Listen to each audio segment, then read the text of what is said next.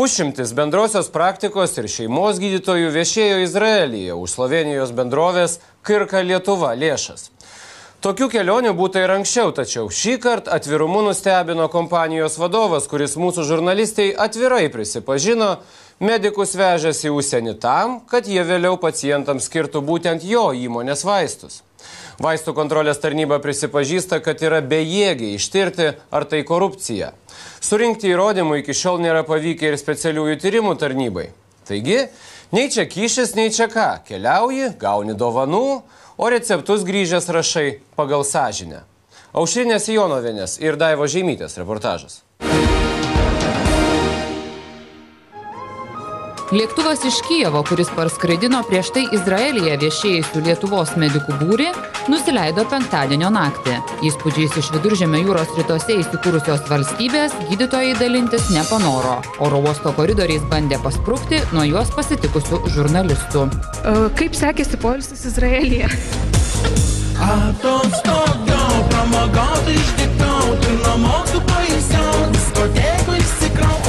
Jūs pažeidžiat mano teises. Prašom prie manęs nesikabinėti. Tai tiesiog atsakykit, kiek kainavo... Oi, atsargiai, ponė. Jūs Marija. Kaip pailsėjot Izraelyje? O ką jūs ten veikėt? Kiek kainavo kelionė jums? Kas sumokėjo Kirką? Kaip pailsėjot Izraelyje? Kaip pailsėjot Izraelyje? Ačiū, gerai. O kiek kainavo kelionė? Negaliu pasakyti. O kas organizavo? Kirką? Tai atsakykit, kodėl... Oi, atsiprašau. Kodėl dabar taip užpuolė? Gal jis nenori aplamai atsakinėti? O tai kas ten buvo, seminaras? Ne, buvo konferencija. Visą savaitę? Ne, kodėl savaitę? 4 dienos.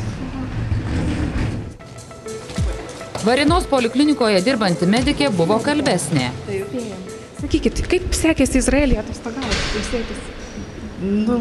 Atostogų kaip ir nebuvo. Tai ką ten veikėt? Konferencija buvo. Konferencija? O kas organizavo? Mes patys organizavomės.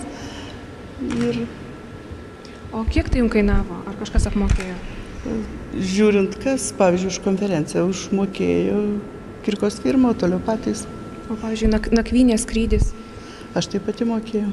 O tai brangiai atsėjo? Nu, kiek? Ganėtinai. Apie 4 000 man kainavo.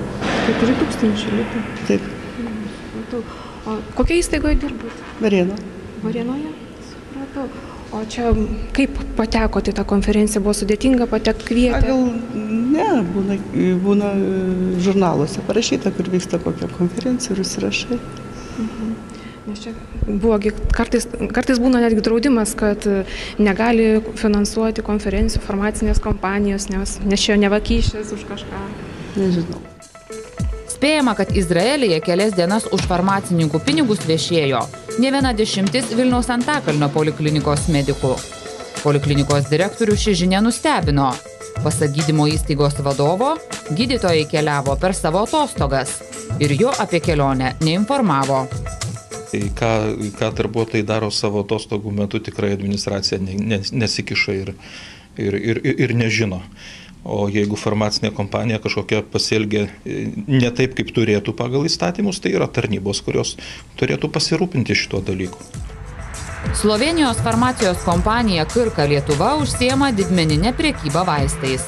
Bendrovė jau buvo įspėta dėl neetiškos veiklos. Vaistų rinkodaros etikos kodekso pažeidimų nagrinėjimo komisija skelbia ne kartą gavusi nusiskundimų dėl netinkamai vykdomos Kirka reklaminės veiklos, nesąžiningos konkurencijos, galimų interesų konfliktų su sveikatos priežiūros specialistais. Tačiau Kirka Lietuva vadovybei nusiskundimai ir įspėjimai regis nė motais. Bendrovės vadovas neslepia ne tik to, kad finansavo maždaug 50 šalies medikų kelionę į Izraelį, bet ir atvirai deklaruoja tokios paramos medikams tikslus. Mūsų kompanija apmokėjo kelionės išlaidas, registracijos mokestį ir apgyvendinimo išlaidas. Tai kiek maždaug vienam žmogui čia atsiėjo?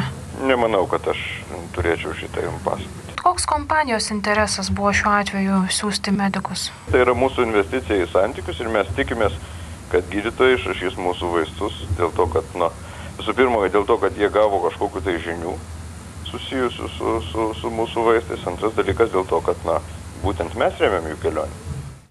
Tai yra tiesiogiai korupcija.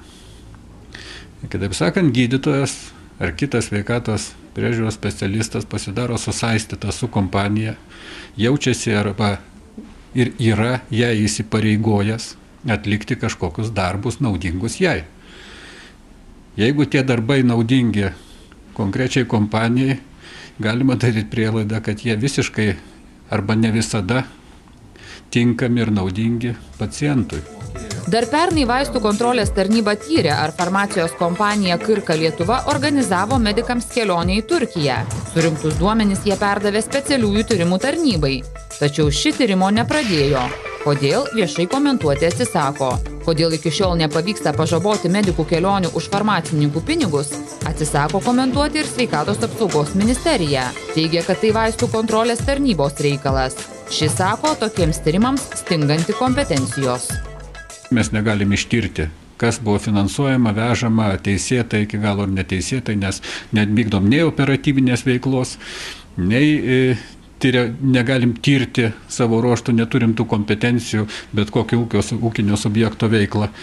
Tai kol kas kažkokiu aiškių duomenų, kad būtų rasta nusikaltimo požymių, mes neturim iš Teisėsaugos institucijų. Netrukus Seimą turėtų pasiekti įstatymo projektas, pagal kurį farmacijos kompanijos prieš rengdamos keliones medikams turės jas deklaruoti. Duomenys apie gydytojams rengiamas keliones ir juose dalyvavusių medikų pavardės bus skelbiamos viešai. Apie tai, atrodo, buvo kalbėta jau, bet ne šį klausimą aš kėliau prieš 4 metus. Kažkaip mažai žingsneliais tas įstatymas vėžliuko žingsnio tropos į Seimą. Iš tiesų negaliu komentuoti nuostatų šito įstatymo, vien tik tai iš pasakymo. Reikia žiūrėti, kaip tas teisės aktas yra surašytas, bet kokiu atveju skaidrumas yra gerai. Ir turiu pasakyti, kad tai bus sunkus ir skausmingas skaidrumas, nes kai yra palaida bala, liaudiškai kalbant, ir kai reikia visą tai suvaržyti, pasipriešinimo kyla daug. Praėjusių metų spalį dėl nemokamų kelionių medikams turėjo aiškintis farmacijos kompanija MRA. Tirta, ar ši bendrovė nesumokėjo už gydytojų savaitės poilsį Turkijoje. Tuo metu Sveikatos apsaugos ministras teigė, kad su nesąžiningos konkurencijos atvejais kovojama teisės aktais, po kurių priėmimo esą skundų ir pažeidimų mažėja. Anot ministro buvo uždrausta farmacijos kompanijų atstovams lankytis pas gydytoją darbo metu, leidžiami tik kolektyviniai vizitai su vyriausiojo gydytojo leidimu, taip pat pakeista vaistų išrašymo tvarka. Vienas iš tokių sprendimų buvo nuo 2010 metų birželio 1 dienos įsigaliojęs reikalavimas gydytojams rašyti vaistų receptus, nurodant tik bendrinį tarptautinį pavadinimą. Ir tokiu būdu tas ryšys, tiesioginis interesas vaistų kompanijų ir gydytojų, kad būtų išrašomas kiek konkretus vaistas ir ligonis negalėtų pasirinkti, o pirktų būtent tos kompanijos vaistą, iš tiesų, manau, kad jis buvo kardinaliai nutrauktas. Ministras gudrauja ir elgiasi nesąžiningai, jis kalba apie kažkokius tai kosmetinius pataisimus, pajudina vieną pirštą ir kalba apie tai mėnesį. O esminiai dalykai nėra sprendžiami, nes tai turi būti sistemiškai sprendžiama. Lietuvoje dėl galimos korupcijos teismuose aiškintis turėjo 3 farmacijos bendrovės. Tačiau nė viena nebuvo nubausta. Pritrūko įrodymų.